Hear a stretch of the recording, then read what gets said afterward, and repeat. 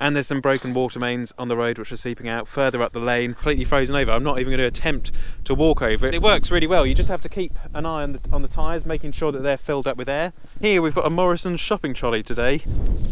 Well, I was supposed to be muck spreading this tomorrow, but as you can see, that's not going to happen.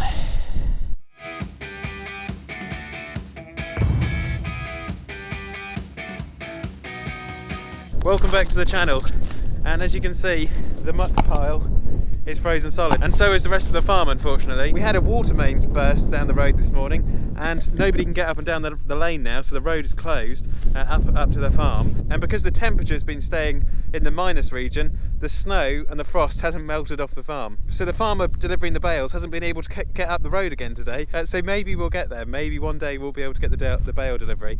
Next Wednesday, the temperature's changing. It's going to apparently change to 10 Celsius. So I'm hoping at 10 Celsius, a lot of this snow will melt and we'll be able to go back to having a snow-free, frost-free farm.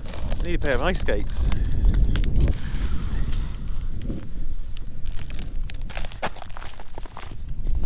Help me out. Thanks very much for all of your support, and give this video a thumbs up. And here are the sheep this morning. I've just come up to check them. They're enjoying the sugar beet which they had yesterday, and on the ground the turnips are still frozen, so can't eat too many of the turnips at the moment, although they are trying. But they've mainly gone for the sugar beet piles which we dropped off yesterday. And if you look down here, that's what the sheep have got to pick out of the ground, which are these the turnips. But the turnips, like I say, are just frozen solid, so it's quite difficult for the sheep to nibble them. Whereas when we bring up some sugar beet from the bottom of the heap, which is de-thawed, they can get through that. In the next couple of days, perhaps the next week, they'll de-thaw, and the sheep will be back to eating their turnips, and then we won't have to bring up too much beet. They can eat off the rest of these turnips. They've got the rest of this field to eat off, so there's a good 15 acres for them to eat off here. So we're not really too worried about them having enough food for the rest of the winter. They've got plenty of food, it just needs to be de-thawed. I'll tell you, one thing the bales are doing is they're making a nice wind wall here for the sheep. Coming up here and laying where they've got their beet just here, and straw works quite well. We'll have to keep them warm in the winter like this. Another problem at the moment is the ground. The ground is hard. We've almost had like a bit of a permafrost, like what they get in Canada, where the ground is frozen down a metre deep. So it's going to take a good while to really soften up. There's going to be no way we'll be able to do any cultivating now, probably for a good 2 to 3 weeks anyway. There goes my chances of being able to get this cultivated. But that is life, that is farming, that is Mother Nature. So I know a lot of you guys wanted to see a farm tour today, so I'll take you around this farm very quickly in this weather before I get completely frozen solid here today. And I'd love to get back into the farm office at the end of today's video and make a bacon sandwich, because that's what I'm really looking forward to. So we'll start off the farm tour at the top of Stackyard. So as I'm sure a lot of you guys are aware, this is the Stackyard on the farm, and this is where we store a lot of different material on the farm. I'll just stand behind these logs here. Materials such as wood for the biomass boiler and for the biomass renewable energy business, straw for feeding the cattle and for bedding the cattle down in the winter time, and also silage, which we grow and harvest for the cattle, for the sheep, and also for the horses. The cattle eat predominantly all of the silage on the farm. The sheep don't eat too much. We try and feed them hay if we can, and the horses, they eat silage as well. We try to make more of a haylage for the horses rather than silage, and it works quite well. They like a drier type of silage, whereas the cattle seem to prefer it slightly wetter. So if we just have a look here, this is where we store the straw, and as you can see, we're really running low on bedding straw, so we haven't got very much left. We've got to be very careful how it's used. Now normally every year we send the cattle out in April time. We're on the 12th of February today, so we've got another 2 weeks of February, then we've got another month in March, so we've got 6 weeks until we get to April, and this straw has got to last us 6 weeks. Bearing in mind we have still got the straw out in the field to use, and we can also as well optionally buy some in, but ideally we don't want to be buying any in, so we haven't got very much straw left at the moment. And it's very much the same story next door. This is the silage we've got. We made approximately 300 bales of silage this year, and I believe just over 120 bales of hay we had into this year. We haven't got very much silage left at all now, so we've got to be very careful about how it's used and about how it's used up. Going back to the wood pile, this year we need to get another 150 tonnes in the next 6 months for ourselves, and then I'd like to acquire another 100 tonnes for other farmers to provide them with other wood chip as well. So we've got to get about 250 tonnes of wood this upcoming year, so that's a big job to do. And then to the right of the wood we've got some sand here, which is for a horse arena project, so that's what that's sitting there for. And then to the right of that, this is our scrap pile, so this is where we store all of the scrap metal on the farm, and as you can see there's a lot of scrap metal at the moment. which all needs to be sorted through and gone through, and we're going to try this year to go through all of this scrap metal and get it sold. We can either get it picked up by a scrap metal haulier, or we can take it to a scrap merchant's place ourselves. There's a couple of good gates in here which I would like to fish out, so that's a job to do. There's a drainage tube which is for one of our gateways down at the marshes. I need to take that out as well. And then we've got a couple of sleepers here which we've picked up on the farm. These are always handy for gateways and for making bridges and liggers over things. And then just up here we've got a few bricks. We store a few bricks and blocks and building materials up here, so they need to all be picked up and sorted out. So there's a big job to tidy all of this up and to get it looking tidy. And then here we've got a Morrison's shopping trolley today. Somebody had left a shopping trolley in the lay-by down the road, and it was left there for several days, so we went down, picked it up, moved it out of the lay-by, and my plan is to try and get it back to Morrison's, but it's got my bent tine in here from the cherry products the other day, so we'll try and get that taken back to Morrison's. Morrison's, if you're watching, I'd send someone to pick up the shopping trolley, that would be great. Alternatively, we can get it dropped off to you. So that's what a shopping trolley is doing, sitting there. And then we've got some old equipment from the old grain store. We've got some slabs there which need to be tidied up. We've got an old drinker there, and then we've got my set of chain harrows. These chain harrows have been around on the farm for about 20 years, and I used them originally for doing driveways. They are getting on quite a bit now, but they still work, they still do a good job. Then just next door to that, we've got the Richard Weston trailer. That's my favourite trailer for moving all of the muck and moving material. We've got the Sutton bucket, which is going back to Sutton, because we didn't buy the Sutton bucket with the Manitou, so that's got to go back. And then the cherry muck grab is staying. We're keeping that, and we'll be using that for moving muck and moving bales soon. This is my Fleming twins bale spike, which Fleming and I did a deal on for the 135s at the moment. And this is the Strimmick man cage, which I'm just in the middle of selling to a subscriber actually for a transport box. The subscriber has assured me that he's not going to be using it as a man cage. It's going to be used just as a transport box because it's been damaged, so it can't be used because of health and safety. We've got our soft hands bale grab, which is just sitting here at the moment, very heavily made by Cherry Products, as you can see. We've got the Cherry Products side squeeze, which I've been eagerly anticipating to use, and it's sitting very nicely, I've noticed, on the concrete. Yeah, looking very good.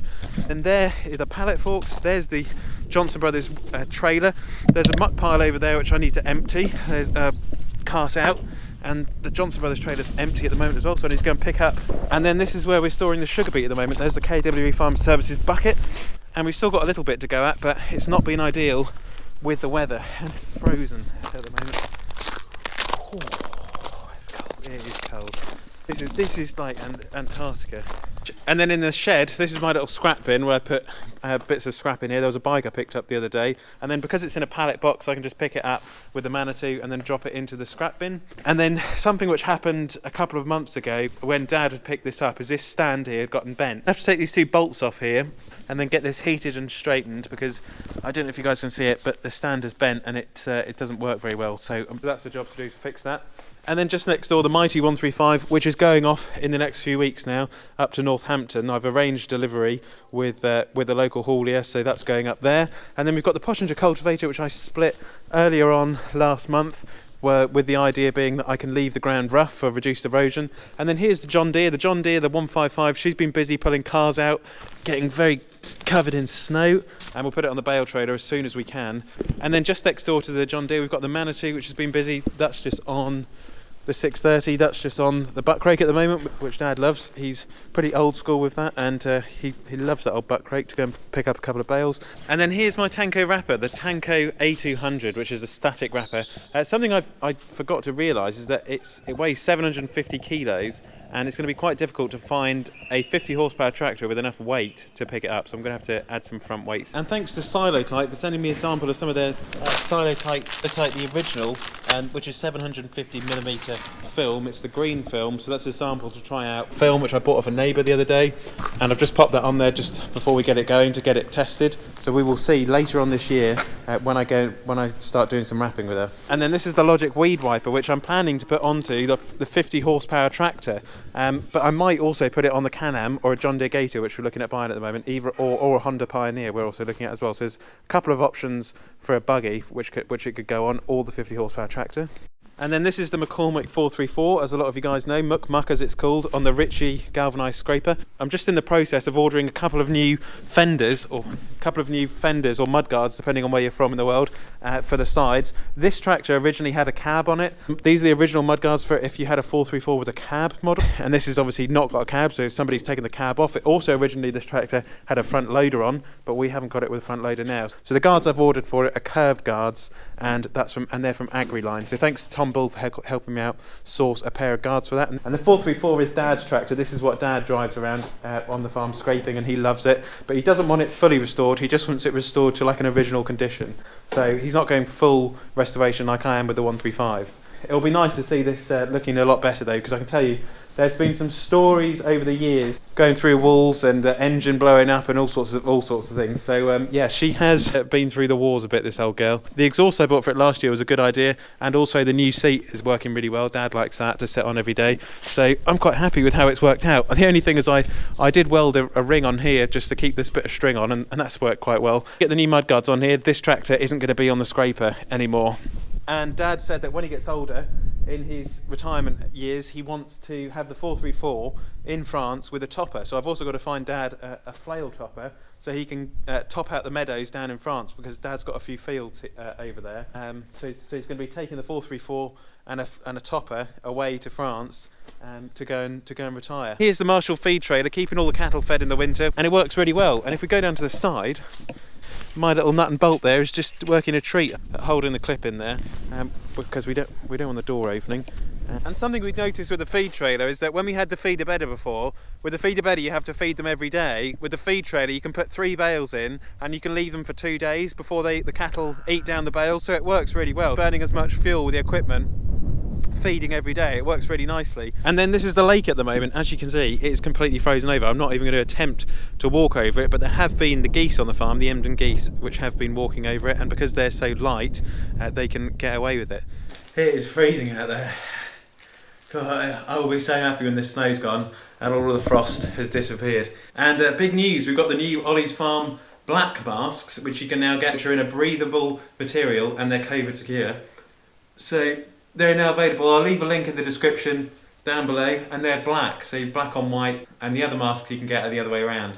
So I've decided to do these new ones in black, and I use this one today to go to my local butcher's to buy some chicken on the bone, which I always like. I do try and buy my meats, which I eat at home. I always try to support local businesses, and I think in these sorts of times it's important to do so, to keep the smaller family butchers going. Now, as I'm sure a lot of you guys would have seen at the start of today's video, the muck pile is completely frozen over. There's no chance we're going to be able to get on that until we get up to 10 Celsius. If the wheels ain't turning, I ain't earning. That's an old saying a lot of farmers say, and it's very true. You need the equipment out there working to pay the bills. So fingers crossed we can get through this. Thank you very much for all of your support, and I will catch you on the next one.